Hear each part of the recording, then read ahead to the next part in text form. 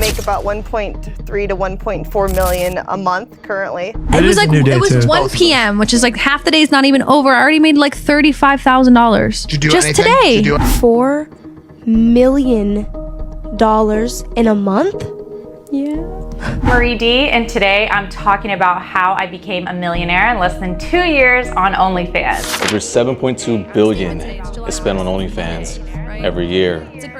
Over 377 million users consumed and financed that product every year. Not just millionaires, but everyday men working regular jobs, coming home and spending their time on a screen.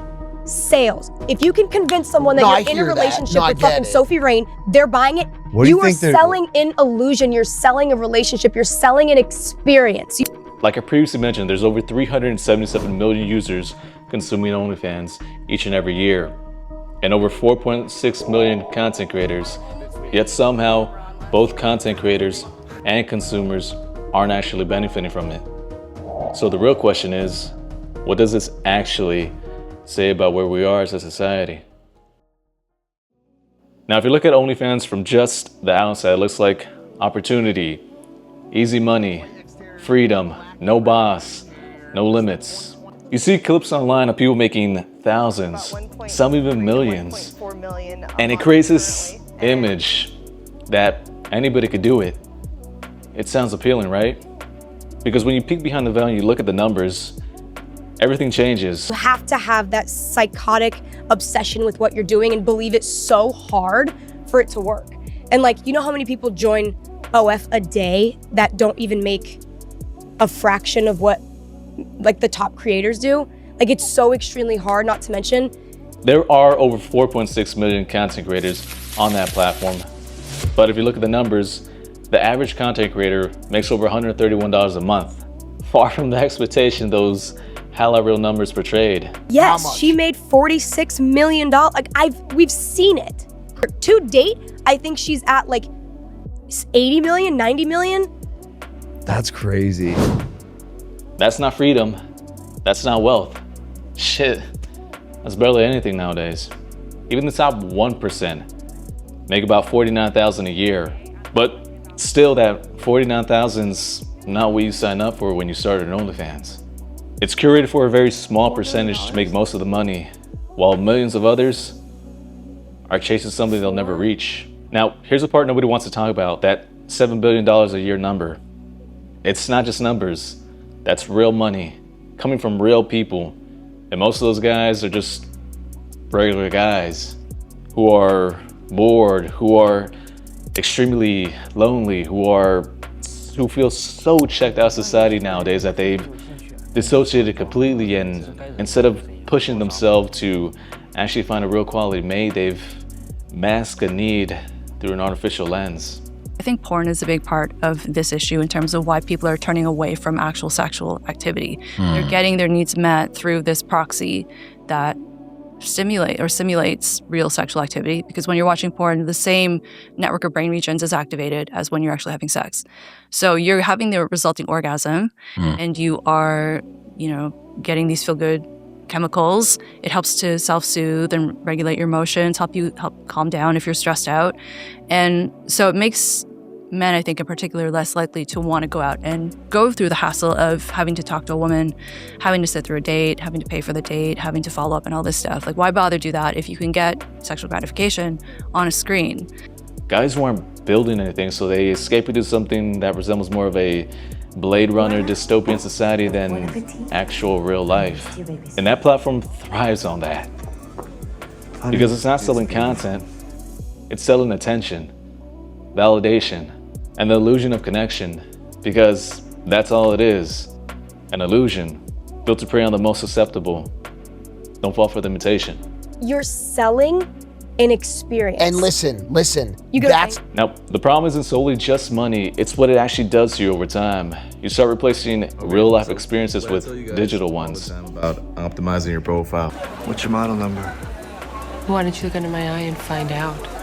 Instead of building resiliency through putting yourself out there in the dating market, experiencing the highs of actually finding connection, compatibility, that human-to-human desire, Or shit, even the lows of when it doesn't go the way you thought it would. But you find resiliency through that. I didn't really feel like a relationship vibe. Right on. We can definitely be friends if you want. You build your mindset. You found your purpose. Instead, you're feeding to something that gives you nothing back. It drains your time. It drains your focus. It drains your humanity. And slowly, you become comfortable with a life that's less than what you thought of.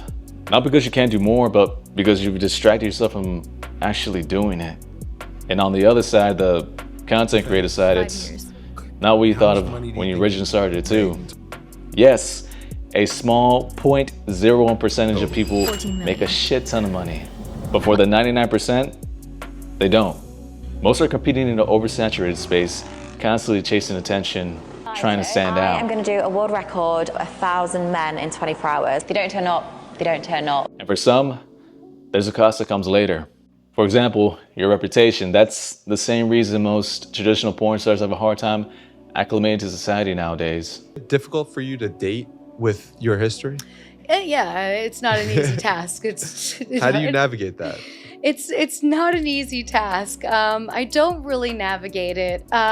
It's a failed attempt. So I have men in my life that I enjoy and that I trust, and that as long as they're single, they're in my life, whether we have dinner, whether we hang out at my place. The world simply perceives you differently.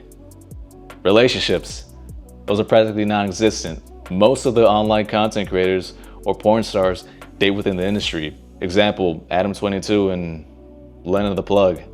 Perfect example, actually. Many have a hard time finding a partner who actually aligns with their vocation. When I explain it to young women interested in getting in the business, I run by all the reasons why I think maybe they shouldn't first. But I tell them, for the rest of your life, every man you meet is going to want to be with you, but they're not going to want to be with you. Hell, ask yourself this, and be honest with yourself. Would I feel comfortable having my girl do OnlyFans? Because when you're so open with yourself too freely, it affects how people see you, even how you see yourself.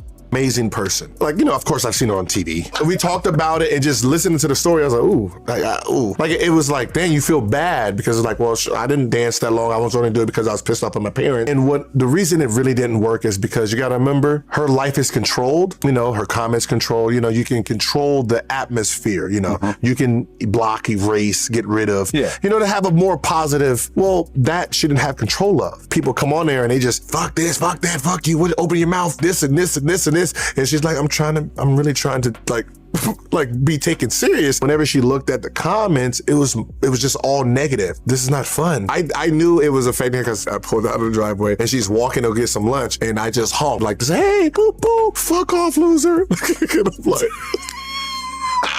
There's plenty of examples of both men and women who come out of that industry and have tons of regret of actually stepping into it. Not because of the money, but because of what it costs them long term. And that's something nobody talks about at the beginning. Last month, that was my brain. Like, I fed off of that thought. You're a puppet. You're literally a pimped out puppet, and your pimps are your subscribers. Woo! Now, OnlyFans isn't really the problem. It's merely a reflection of something deeper. Never in human history have we ever been so fucking connected thanks to the internet and our phones, but equally feel more alone than ever. We live in a modern time where attention is currency. And most people are willing to pay for something that should be real, but it isn't. Now, if you're a man watching this, you have to ask yourself this one question. What am I actually getting out of this? It's not a lot. I gotta say, dude, okay, fuck these dudes, bro. I'm sorry, I know they're your audience, but what the fuck is wrong with these fucking guys, dude? Why are you spending money on that shit, dude? Because every dollar you spend, every hour you waste, is time and energy you could have invested in yourself. And to finally locking in and building up your dream physique. And finding joy in working countless hours so you could finally look at yourself in the mirror with pride on everything you're accomplishing. And believing in yourself to find out what makes you excited to get out of bed, your purpose. And finding true happiness with experiences you've had with the ones you care the most about. Beyond just the exotic locations. I'm talking about core life moments. Because the truth is, you don't need an artificial experience through a screen. You need to build a life where you don't even fucking want that anymore. Where you're too focused, too driven, too fucking locked in to settle for something that isn't real.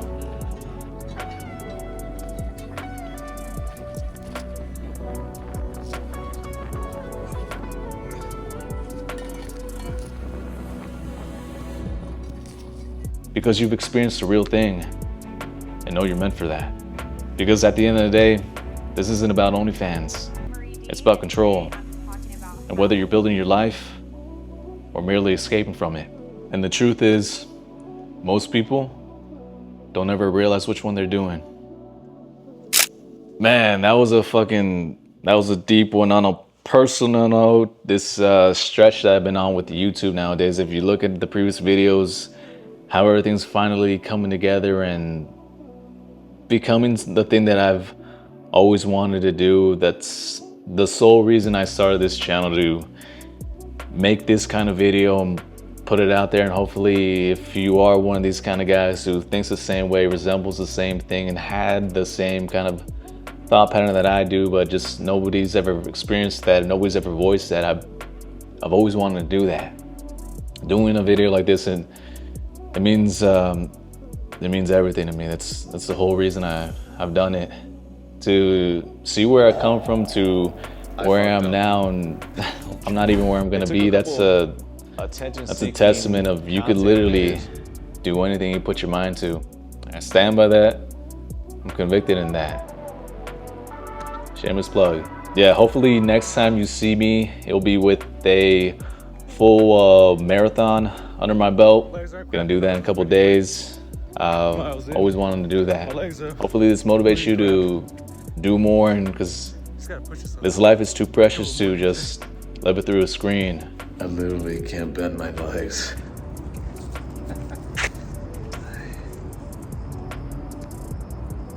If you haven't heard it now, I want you to hear it again, but you're capable of more than you think. You just gotta push yourself. Eventually it'll pay off. If you want to show support, everything's gonna be in the description down below. But as always, it's been your boy Coach Ed. See you later.